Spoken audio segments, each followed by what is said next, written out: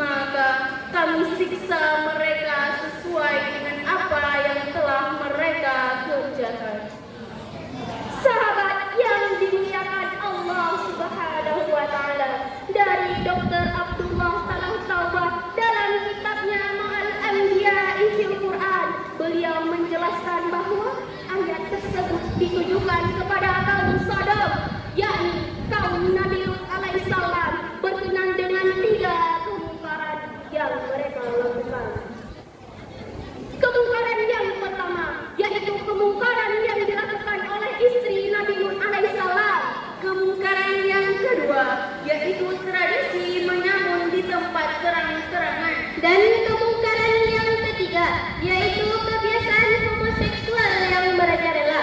Dengan kata lain, maksud dari ayat tersebut adalah seandainya kaum Sodom beriman dan bertakwa kepada Allah Subhanahu wa taala, la fatahna alaihim barakatin minas samai wal ardi, maka akan Allah turunkan keberkahan daripada mereka yang tak terbatas dari langit maupun dari bumi dengan syarat iman dan takwa.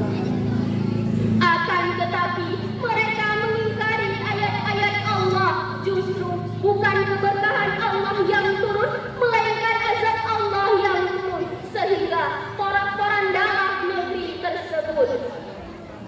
Hadirin yang dicintai Allah, kemungkaran-kemungkaran inilah yang membuat kaum Sodom diluluh lantahkan oleh Allah Subhanahu wa taala, baik secara langsung dan terselubung. Kemungkaran-kemungkaran ini tumbuh subur bak cendawan di musim hujan di negeri kita, saudara. Betul tidak, saudara? Mari kita buktikan. Kemungkaran yang pertama yaitu kemungkaran yang dilakukan oleh istri Nabi Lut alaihissalam. Gambaran istri yang durhaka kepada suami, istri yang enggan mematuhi perintah sang pemimpin keluarga, istri yang memiliki boyfriend selain suami. Dan apakah hal ini kita temui di negeri kita, saudara? Iya, bahkan merajalela.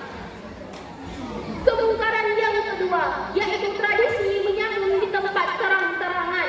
Ini adalah bukti korupsi, kolusi, dan nepotisme, penyalahgunaan kekuasaan, penyelewengan dana pembangunan yang pada akhirnya bukan pembangunan nasional yang kita rasakan, akan tetapi penderitaan nasional yang masyarakat keluhkan. Adapun kemungkaran yang ketiga yaitu kebiasaan homoseksual yang merajalela. Kebiasaan inilah yang membuat kaum Sodom durhaka kepada Allah. Hubungan badan antara sesama jenis dianggap biasa-biasa saja. Tempat-tempat maksiat merajalela di mana-mana. Bahkan hubungan badan antara lawan jenis dianggap wajar-wajar saja. Akibatnya, berapa banyak janin-janin tak berdosa yang digugurkan? Berapa banyak bayi-bayi yang lahir tanpa seorang ayah? Dan berapa banyak bayi-bayi mungil yang dibuang ke tempat sampah, di tempat-tempat yang menjadikan mereka seolah tak berarti. Astagfirullahaladzim. Dan apakah hal ini kita temui di negeri kita, saudara? Di negeri yang katanya mayoritas beragama Islam, di negeri subur yang banyak orang bilang Zamrud khatulistiwa. Ironisnya, hal ini marak terjadi di generasi muda kita, saudara. Nauzubillah, summa nauzubillah. Allah Subhanahu wa taala telah berfirman dalam surat Al-Isra ayat 16 yang berbunyi, wa iza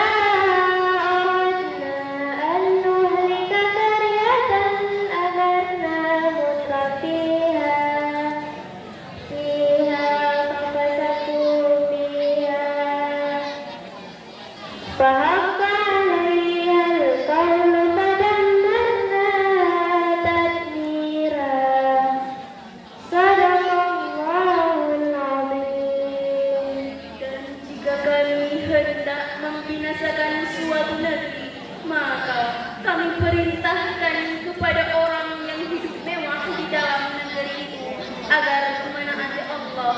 Tetapi bila mereka melakukan kedurhakaan di dalam negeri, maka sepantasnya berlakulah terhadap perkataan kami, hukuman kami, kemudian kami binasakan sama sekali negeri itu. Hadirin rahimakumullah, kemungkaran-kemungkaran inilah yang membuat kaum Sodom dihancurkan oleh Allah Subhanahu wa Ta'ala, sekaligus menjadi problematika umat yang dihadapi bangsa kita dewasa ini. Nauzubillah min dzalik. Bencana melanda di bumi ibu pertiwi, banjir bandang, gempa bumi, tanah longsor dan tsunami Seolah enggan berhenti. Kemiskinan di sana sini, usung lapar hantui bayi. Al-Quran ini dihiaskan, sunnah Rasul tak dijalankan. Ya Allah, ampunilah kami. Untuk itu, wahai para pemuda, wahai para mujahid penerus bangsa, mari kita tingkatkan iman dan takwa agar diri dihiasi akhlak yang mulia. Dan ingatlah seruan Allah dalam hadis qudsi ini, ayyuhasyab at-tariqu sya'fatul li'ajlil anta indi ka'badihi malaikati. Wahai para pemuda yang meninggalkan syahwatnya karena aku, kalian di sisiku bagaikan malaikat-malaikatku. Sebagai akhir dari syarahan ini, dapat saya simpulkan bahwa akhlak ialah suatu perbuatan yang tertanam dalam jiwa, yang daripadanya timbul perbuatan-perbuatan dengan mudah, dengan tidak memerlukan pertimbangan pikiran, singkatnya. Sementara orang membuat definisi akhlak, maka yang disebut dengan akhlak adalah suatu sifat yang dibiasakan. Demikian syarahan Quran yang dapat saya sampaikan. Salah hilafnya saya mohon maaf. Penjahit benang membawa peti, Ibu Wahyuni menjahit kebaya. Kami pamit